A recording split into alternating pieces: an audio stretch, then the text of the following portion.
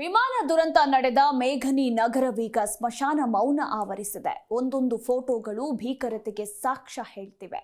ಕನಸುಗಳ ಮೂಟೆ ಹೊತ್ತು ಪ್ರಯಾಣ ಹೊರಟವರು ಘೋರ ಅಂತ್ಯದಲ್ಲಿ ಉಸಿರು ನಿಲ್ಲಿಸಿದ್ದಾರೆ. ಈ ಒಂದು ದುರಂತದಿಂದ ಇಡೀ ವಿಶ್ವವೇ ಬೆಚ್ಚಿ ಬಿದ್ದಿದೆ.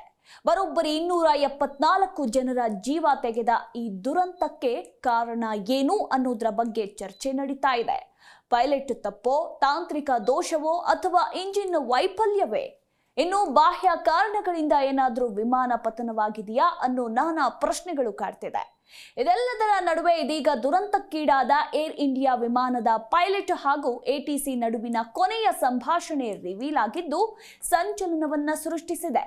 ಹೌದು, ಗುಜರಾತ್ನ ಅಹಮದಾಬಾದ್ ಏರ್ಪೋರ್ಟ್ನಿಂದ ಟೇಕ್ ಆಫ್ ಆದ ಏರ್ ಇಂಡಿಯಾ 171 ವಿಮಾನ 2 ಕಿಲೋಮೀಟರ್ ದೂರದಲ್ಲೇ ಜನವಸತಿ ಪ್ರದೇಶದ ಮೇಲೆ ಬಿದ್ದು ಪತನವಾಗಿತ್ತು.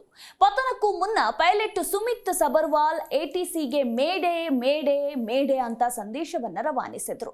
ಅವರು ಕಳುಹಿಸಿದ 4 ರಿಂದ 5 ಸೆಕೆಂಡ್ಗಳ ಸಂದೇಶದಲ್ಲಿ ಆ 4 ವಾಕ್ಯಗಳು ದುರಂತದ ತನಿಖೆಗೆ ಬೇರೆಯದ್ದೇ ಆಯಾಮ ನೀಡಲಿದೆ. ವಿಮಾನವು ನಿಗದಿಯಂತೆ ಥ್ರಸ್ಟ್ ಅನ್ನ ತಲುಪಲು ಸಾಧ್ಯವಾಗಿಲ್ಲ. ಈ ಕಮ್ಯುನಿಕೇಶನ್ ಲೈನ್ ಬಹಳ ವೀಕ್ ಆಗಿದೆ. ವಿಮಾನವು ಬೀಳ್ತಾ ಇದೆ, ಮೇಡೆ ಮೇಡೆ ಅಂತ ಎಟಿಸಿಗೆ ಪೈಲಟ್ ತಮ್ಮ ಕೊನೆಯ ಸಂದೇಶವನ್ನ ರವಾನಿಸಿದ್ದಾರೆ. ಅಷ್ಟಕ್ಕೂ ಈ ಥ್ರಸ್ಟ್ ಅಂದ್ರೆ ಏನು?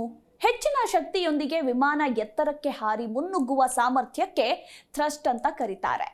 ವಿಮಾನದ ಮೇಲೆತ್ತುವಿಕೆಯು ವೇಗಕ್ಕೆ ನಿಕಟವಾದ ಸಂಬಂಧವನ್ನ ಹೊಂದಿದೆ. ಮೇಲೆತ್ತುವಿಕೆಯಲ್ಲಿ ಯಾವುದೇ ವೈಫಲ್ಯವು ವಿಮಾನದ ಕುಸಿತಕ್ಕೆ ಕಾರಣವಾಗಬಹುದು.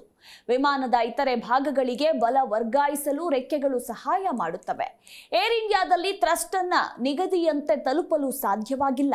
ಆದ್ದರಿಂದ ವಿಮಾನಕ್ಕೆ ಮೇಲಾರೋದಕ್ಕೆ ಸರಿಯಾಗಿ ಶಕ್ತಿ ಅಥವಾ ಥ್ರಸ್ಟ್ ಸಾಧಿಸಲಾಗದ ಕಾರಣ ವಿಮಾನ ಪತನವಾಗಿದೆ ಅನ್ನೋ ಅನುಮಾನ ದಟ್ಟವಾಗ್ತಿದೆ. ಒಟ್ಟಾರೆ ಏರ್ ಇಂಡಿಯಾ ವಿಮಾನದ ದುರಂತ ಪ್ರಕರಣವನ್ನ ಕೇಂದ್ರ ಸರ್ಕಾರ ಗಂಭೀರವಾಗಿ ಪರಿಗಣಿಸಿದ್ದು ತನಿಖೆಯನ್ನ ಚುರುಕುಗೊಳಿಸಿದೆ.